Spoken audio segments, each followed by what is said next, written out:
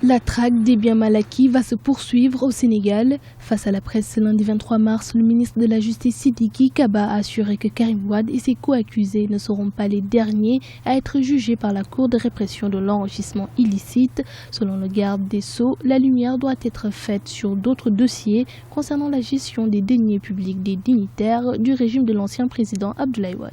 La décision de la Cour de répression de l'enrichissement illicite s'inscrit dans le cadre de la lutte contre les atteintes aux biens publics. Ce dossier est le premier, mais il ne sera pas le dernier à être évoqué par la CREI. Des procédures judiciaires concernant des personnes présumées avoir abusé de deniers publics sont en cours d'instruction. De leur côté, les libéraux dénoncent l'acharnement du gouvernement qui, selon eux, ne vise que ses adversaires politiques. Quand on parle de traque des biens mal acquis, je veux bien qu'on fasse la part des choses.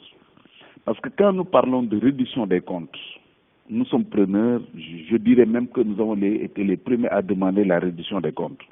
Parce que quand quelqu'un gère les deniers publics, quand quelqu'un gère un ministère bien déterminé, il est tout à fait normal qu'il puisse rendre compte. Mais ce à quoi nous sommes aujourd'hui n'a rien à voir avec la réduction des comptes.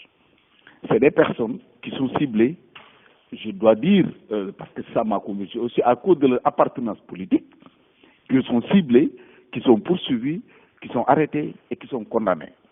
Peut-être que d'autres le seront, je n'en sais absolument rien.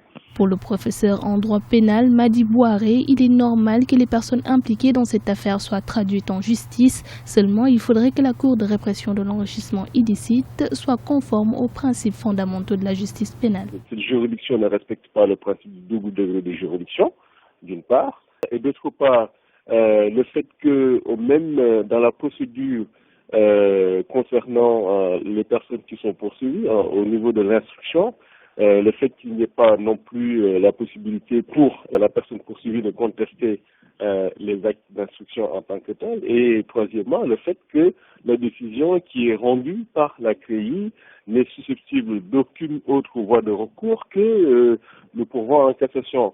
Donc, ce qui fait qu'il y a des éléments concernant cette juridiction qui font en sorte que ce n'est pas du tout conforme à nos principes directeurs. Pour rappel, ce lundi 23 mars, l'ancien ministre Karim Wade a été condamné par la CREI à 6 ans de prison ferme et au paiement d'une amende de 138 milliards de francs CFA à l'État du Sénégal. Les procédures judiciaires à venir devraient viser plusieurs anciens ministres issus du Parti démocratique sénégalais, notamment Abdoulaye Baldé, Madi Kenya, Omar Sarr, Ousmane Ngom et Samuel Sarr.